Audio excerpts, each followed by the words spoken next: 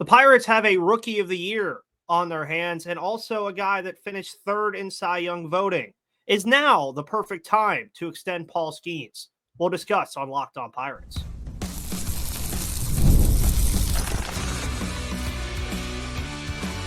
You are Locked On Pirates, your daily Pittsburgh Pirates podcast, part of the Locked On Podcast Network, your team every day. And welcome back, everybody, to the Locked On Pirates podcast here on this beautiful Saturday morning, November 23rd.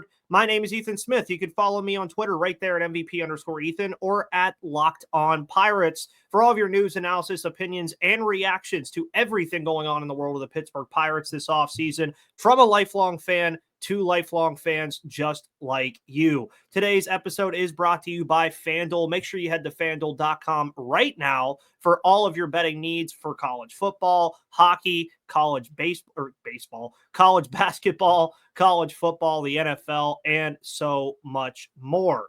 So the last time you saw me was obviously on Monday for a short show discussing Paul Skenes about winning the Rookie of the Year award virtually almost unanimously.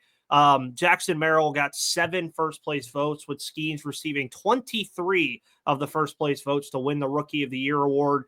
Got the Cy Young nod as a finalist as well, but Chris Sale just had such a phenomenal season, and I just think with Skenes not pitching the entire year, I didn't think he had a chance to win the award, and that's just how it happened. I just didn't think he was going to win that award just yet, but we're also looking at Paul Skenes being a guy that can no doubt continue to be that kind of guy and win that kind of award down the line. And it brings up a big question because the last couple of off seasons now that we've seen the Pittsburgh Pirates, we've kind of always been accustomed to seeing guys like a Paul Skenes or guys like a Mitch Keller or guys like a Brian Reynolds be talented in Pittsburgh. And a lot of the chatter is that they're just going to end up in LA or they're going to end up in New York or they're going to end up somewhere else. But the last couple of off seasons, that hasn't happened. Really, the trades that we've seen this team make over the last couple of years have not been those marquee trades where you're moving on from a big name. We haven't really seen that from the Pittsburgh Pirates in quite some time, honestly. It's been a very long time since we've seen the Pirates really truly move on from one of these top guys. And what's great about what we've seen from this team and what we've been dealing with this team now is you had the Ke'Bryan Hayes extension pretty early on in his career. Now, that's a whole different conversation that I'm sure we'll talk about at some point this offseason with Ke'Bryan Hayes and what's going to happen with him moving forward if the back issues just continue to be a problem. And when you're considering extensions, you look at Brian Reynolds. He was a big trade candidate right around when I started this show in 2021 and 2022. And a lot of people just thought that at the time, with where the Pirates were, they might sell high on a guy like Brian Reynolds because his trade value was going to be massive. He was going to bring back a pretty good package if they were indeed going to trade him. But they decided, no, we're going to extend Brian Reynolds to an 8-year contract, one of the largest in Pittsburgh Pirates history. And then Mitch Keller gets the extension last year after having an all-star 2023. So the last couple of off seasons, the Pirates have kind of been ditching that narrative where they're going to just move on from these guys and let their arbitration play out. And then when they're about to become free agents, they're going to move on. We haven't seen that from the Pirates since really like 2020 when they traded Josh Bell to Washington, Joe Musgrove, Jamison Tyone, when they moved on from those guys. And we've seen them make moves on guys like Adam Frazier and Carlos Santana and Martin Perez and Rich Hill. We've seen these moves, but we haven't seen them move on from these marquee players. And obviously, Paul Skenes is a marquee player. He wins the Rookie of the Year in just obviously in just under a season, he makes this happen. Debuted on May 11th very quickly and just was dominant this year. So should the Pirates extend Skenes? Absolutely. Is now the perfect time to do it? Absolutely. It's just a matter of the schematics behind it and what it would do. The biggest thing that it would do is it would lock Paul Skenes into Pittsburgh for a very long time and you would have that ace in your staff that you need to compete in this league. And Paul Skenes is exactly that. On top of that, though, there has been a lot of negative PR with this team over the last 2 years because in 2023, you see them kind of make that jump. They had 2 100-loss seasons back to back in 21 and 22. If 2020 would have been a full season, it would have been 3. But you have back-to-back 100-loss seasons and really just not overly talented as far as the roster was concerned in 2023, and you found a way to go 76 and 86. And that's why going into this year, I think a lot of people, including myself, were kind of expecting that leap to happen and expecting at least 80 to 81 wins where you improve by 5 games because you bring in Paul Skenes as a top option pitching wise. You have Jared Jones make the team out of spring. You have Luis Ortiz finally make a step up. Joey Bart comes into the fold, and we didn't know that at the time, but the catching position has been solidified a little bit, even with Henry Davis not taking the step that we hoped that he would take. O'Neal Cruz kind of took a step forward this year and also made it a very good season. So for all intents and purposes, this was a much better roster. It was a much better team, and it came out with the same record. So with that negative PR, you're wondering, okay, how can the Pirates kind of win this fan base over again?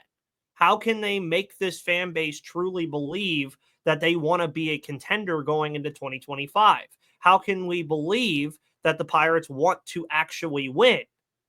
Well, a big start to that would be extending your biggest player in Paul Skenes. Now, when you're thinking about how much this would cost and how much it would take financially, it's something that the Pirates have absolutely never done.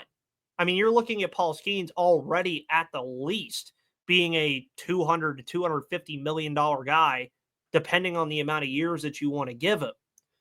Now, if we're talking about what I think would be an offer that for Skenes would be hard to turn down, and obviously for the team, I think it would be a very, very big win if they could make it happen. I think you're looking in the realm of 10 years. I think that's what you would love to get Skenes locked into. That takes out his arbitration. That takes out all of these renewable contract years. That takes out a lot of different things. And if you sign him for 10 years, you're talking about him being here until 2035. It's a long time. And we know he's a pitcher. We know the injuries are bound to happen to Paul Skenes at some point. So if you can lock him in now, rather than waiting around, and his price is only going to go up the longer you don't extend him. As the days and the games and the appearances pass, Paul Skenes is only going to get more expensive. I'm thinking you could sign him right now, 10 years, 30 million, 10 years, $300 million, I think is the perfect contract for Paul Skenes and this team. Why? Talking about a $30 million AAV. You could spread the contract out however you want. I mean, if you truly wanted to, and if you could find a way to do it, you could probably make these earlier years cheaper and then make him more expensive down the line. We've seen teams do that before with these young stars where they don't pay them as much up front and then pay them more later. We've also seen where teams will pay them more early and then pay them less later as they begin to regress. But we're also talking about a 10-year contract. Skenes will be 33 years old by the end of that contract. So if you can find a way to get him on that kind of deal where you get 8 to 10 years in the realm of 250 to 300 million, and you can get him annually for 25 to 30 million dollars and lock him into Pittsburgh, not only does that help the on-field product, obviously, because you have one of the best pitchers in the National League and one of the best pitchers in baseball locked into your team for a very long time. But on top of that, you also win over this fan base a little bit because the fan base is already kind of expecting that Paul Skenes is going to be on the wayside in about half a decade when his arbitration starts to come up. And I'll tell you right now, if it does get to arbitration, Skenes will break a record with his arb number, period. He will do that if it gets to that point.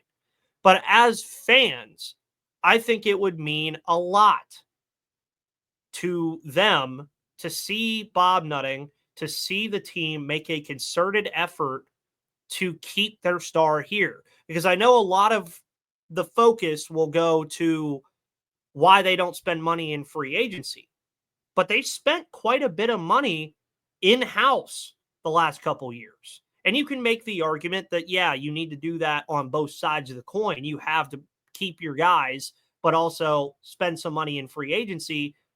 But if the Pirates, if you were to tell me today on November 23rd that the Pirates would extend Paul Skenes, but they wouldn't go out and really get that marquee first baseman, maybe like a Christian Walker, folks, I'm going to tell you right now, I'd be okay with it. I just would be. Figure out everything else when you have to, because I think it has to be a priority to get a guy like Paul Skenes locked into this role. It needs to be a priority to get him to stay in Pittsburgh. And we don't know where his head is on all this. We don't even know where the team's head is on all of this. This is just me speculating. And there's nothing wrong with that, because I do think that there is no more, like, there's going to always be a good time to extend Paul Skenes. But the only problem is, as I mentioned earlier, he's only going to get more expensive. So when you're considering that, now would be a great time to do this. If you can get him on an 8 to 10 year contract, get the prime years of his career in Pittsburgh. If he decides to leave when he's in his 30s, you got to live with that. But if you can keep him here for 8 to 10 years, folks, that window of competing is 8 to 10 years. Your window of competing stays open as long as Paul Skenes is pitching for the Pittsburgh Pirates. Period. But Paul Skenes isn't the only player that I think the Pirates should be flirting with as far as an extension is concerned. Who are some other extension candidates, and why do they make sense as well? We'll discuss in a moment.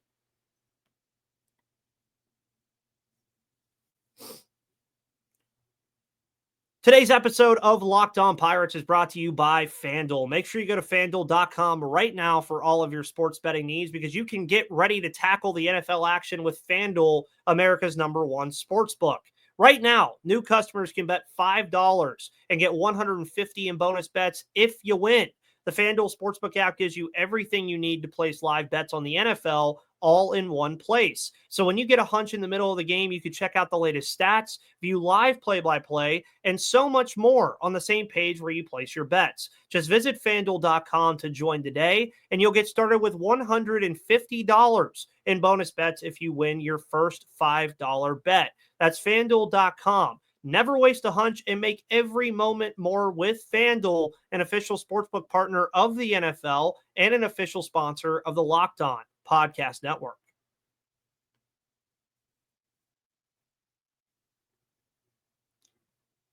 And welcome back, everybody, to the Locked On Pirates podcast here on the Locked On Podcast Network, where it is your team, your Pittsburgh Pirates, every day. We are going to be getting back to every day.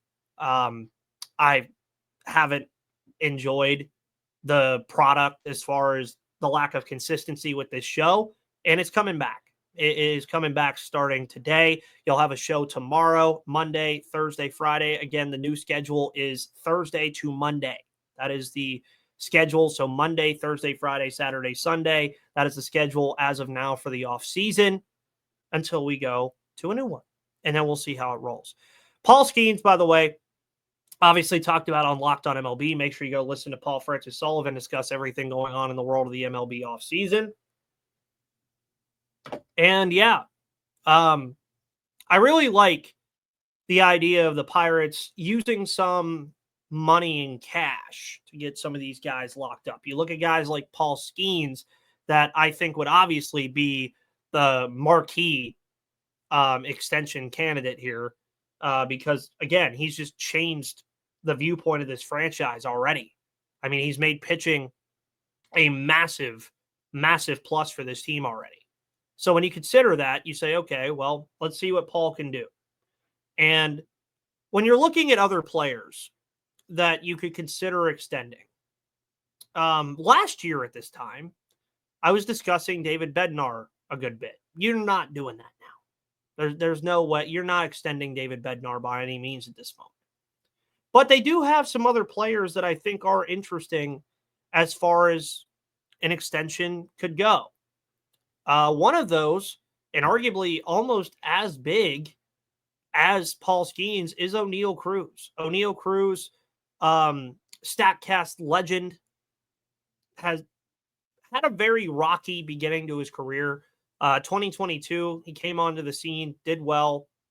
2023, struggled in those 8 games he played, but then basically broke his leg, was out for the entirety of the year, and then struggled early on this year, but came along nicely as the season progressed, especially against left-handed pitching. You guys have heard me discuss that with O'Neal Cruz.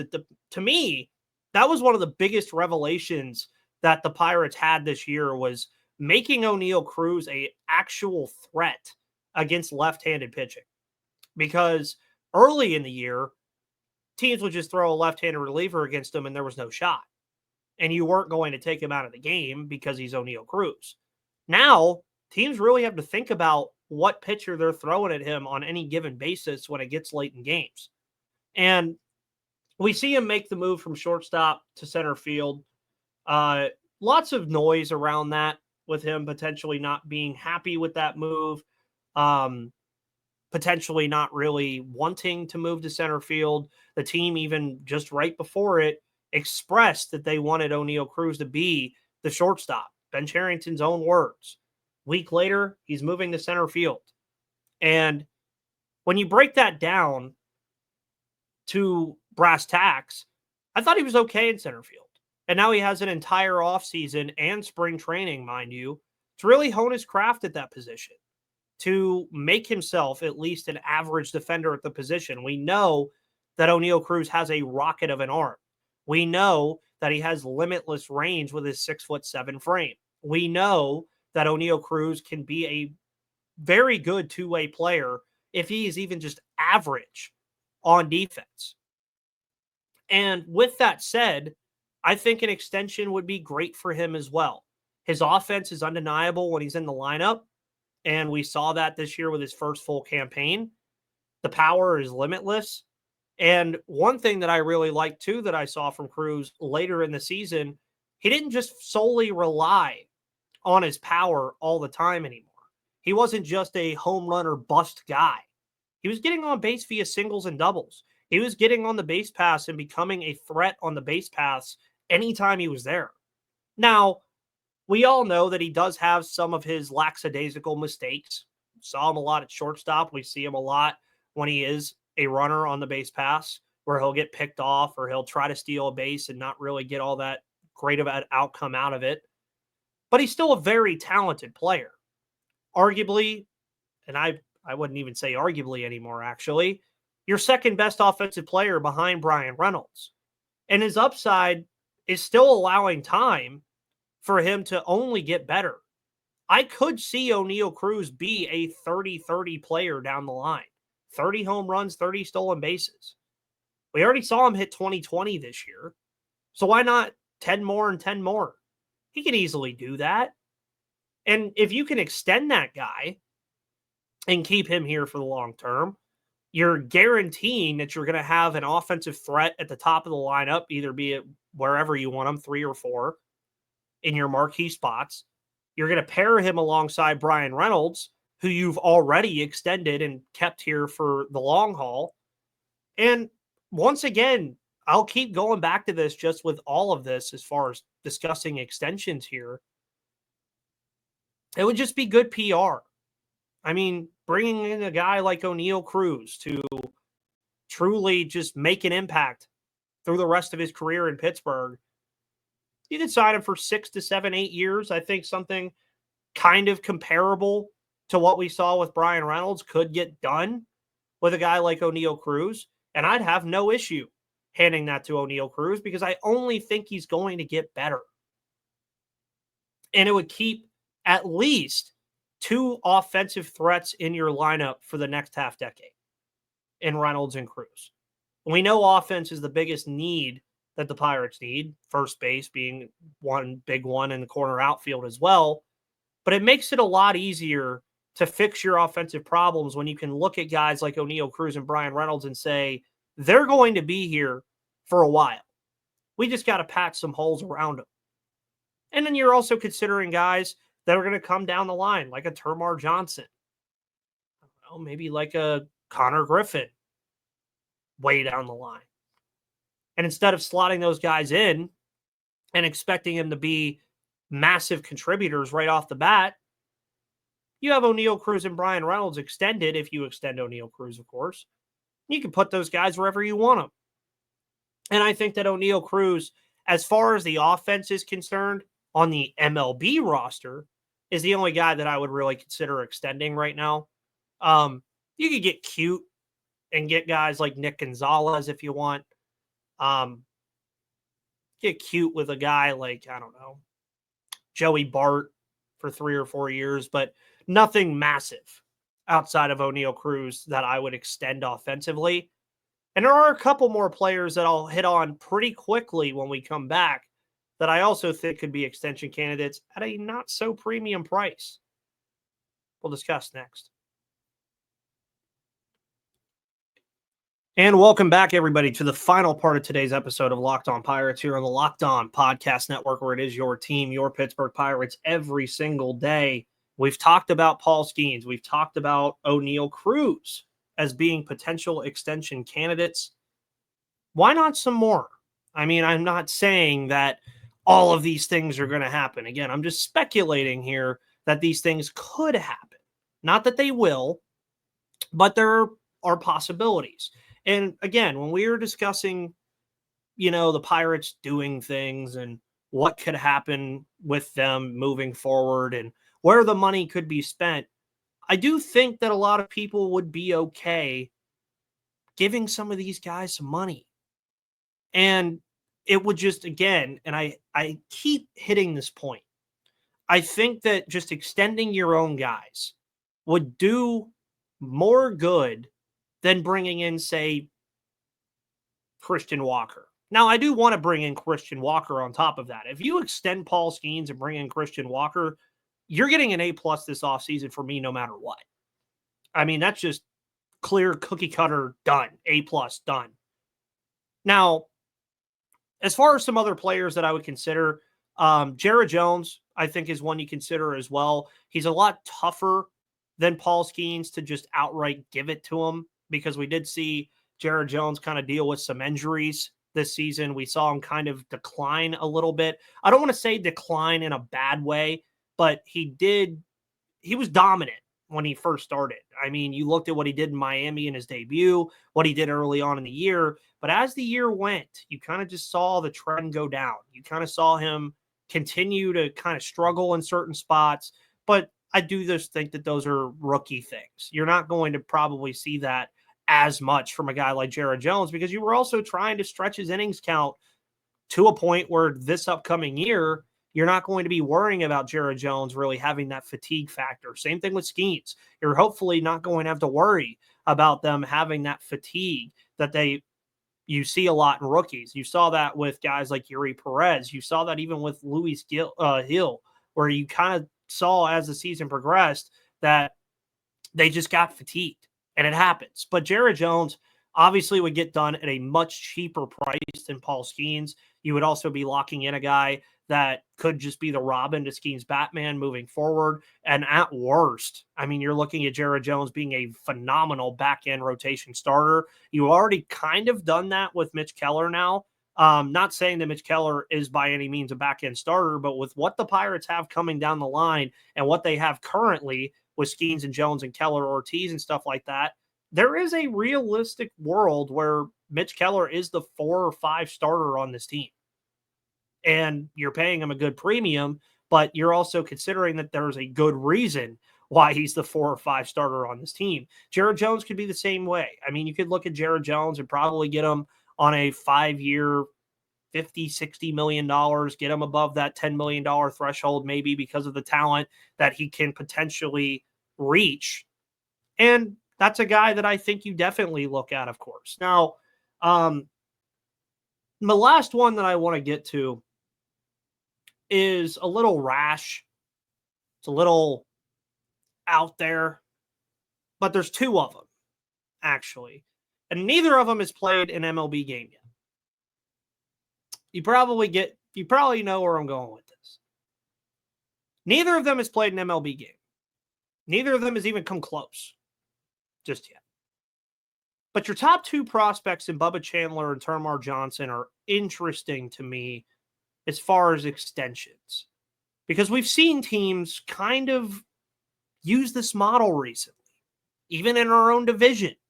You saw the Milwaukee Brewers go out and give Jackson Chourio an extension before he even stepped foot on an MLB diamond. Finishes third in Rookie of the Year voting this year behind Merrill and Skenes. Look at Corbin Carroll, who led the Arizona Diamondbacks to the freaking World Series in his first year. Folks, he was already getting paid before he even stepped foot on the field. They all get paid, obviously, of course, but he got a pretty big extension.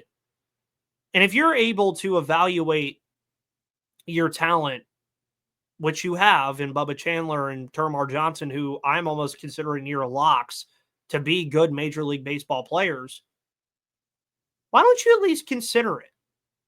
Consider giving them, I don't know, 8 years, $60, $70 million. And there's a risk and a reward to this. Maybe you do give Termarr 5 years, $50 million, or 7 years, $60 million, whatever you want to give him. Something comparable to like Hayes' contract. Maybe he flames out, and you got to eat that money. That is just how it is. But then if it pans out, you look really smart. And you're getting top players potentially at a premium. Those two I don't think will happen.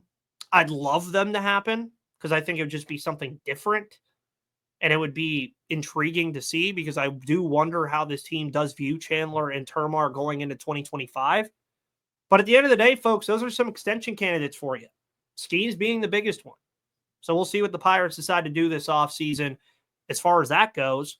Tomorrow, we're going to talk about some potential trade targets for this Pittsburgh Pirates team and what those players could mean and how they'd fit in and what it might take to get them. We'll discuss that on tomorrow's show. Folks, have a wonderful rest of your Saturday. Enjoy the snowy weather. Enjoy college football today and enjoy the Pirates news and rumors. My name is Ethan Smith, and I'll see you on the flip side. What you doing, girl?